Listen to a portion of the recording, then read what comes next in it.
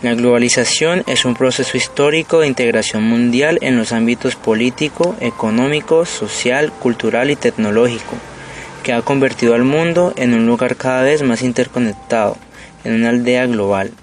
Como tal, la globalización fue el resultado de la consolidación del capitalismo, de los principales avances tecnológicos, revolución tecnológica, y de la necesidad de expansión del flujo comercial mundial.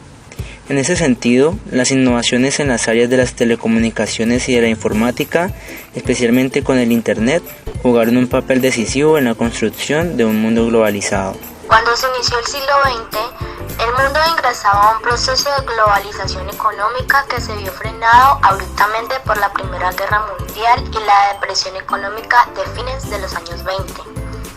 Al finalizar el siglo, la humanidad vuelve a vivir un proceso de globalización impulsado también por el comercio y apoyando fuertemente en la innovación tecnológica, principalmente de las telecomunicaciones. Globalización deportiva.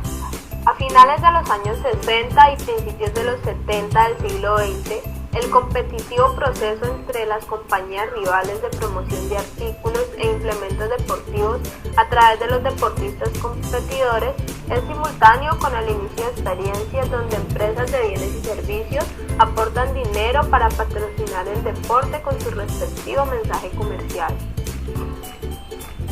Globalización cultural. No hace mucho tiempo, cuando las comunicaciones eran más difíciles, las formas de vida y las costumbres eran muy diferentes de un lugar a otro. Cada sociedad tenía su particular manera de vestir, de preparar la comida, de relacionarse con los demás o de entretenerse. Entre las características de este proceso podemos señalar las siguientes. Primero, la interconexión global está extendiendo ciertas costumbres y formas de vida. Segundo, las culturas de pueblos distintos tienen cada vez más aspectos en común. Tercero, las lenguas más habladas se extienden con rapidez por todo el mundo. Los Juegos Olímpicos de 1900, oficialmente conocidos como Juegos de la Segunda Olimpiada, fueron un evento multideportivo internacional que fue celebrado en París, Francia, entre el 14 de mayo y el 28 de octubre de 1900. El ciclista Bobby Walters con su entrenador Hoffman, 1903 a 1904. Disturbios provocados por aficionados al fútbol en Londres, Inglaterra, 1923. Partido de fútbol en motocicletas, Londres, 1923. Partido de hockey sobre hielo entre mujeres de Minneapolis, 1925. Carrera de coches en Maryland, 11 de julio de 1925. Multitud observando la retransmisión de un partido de béisbol en la ciudad de Nueva York el 20 de octubre de 1911. Manifestaciones deportivas. Como vemos, el deporte aparece reflejado como baluarte de la cultura universal en la antigüedad, pero no se expresa en ese ritmo en otras manifestaciones culturales, como en la literatura del siglo XIX, que ignora esa temática, a no ser en sus finales que en obras de George Horner y D'Annunzio se referían a la esgrima, pero solo reconociendo su faceta en saldar deudas entre los caballeros de la época. Además, se refirieron a los deportes de caza y equitación. Fuera de lo planteado, todo aquello que cultiva la actividad física o tan solo la asistencia a un espectáculo deportivo se consideraba algo burdo. Así oscilaban las concepciones de la cultura deportiva de la época.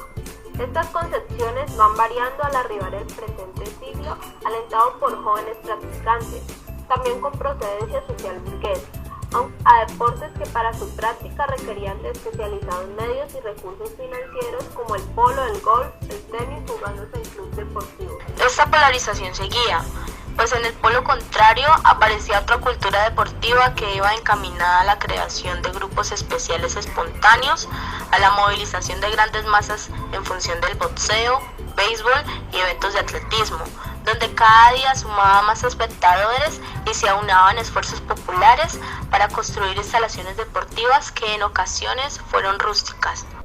Manifestaciones culturales. La cultura es el rostro de la personalidad del hombre, por lo que manifiesta tanto la consecución de sus valores como los de la sociedad donde vive. La cultura de una época tiene sus cimientos en esos valores de los hombres y su manifestación más evidente en el contexto social. Considerando el deporte dentro de la meditación anterior, nos dice que este está insertado en una época cultural determinada, como elemento legítimo y como real representante de esa sociedad y de su cultura.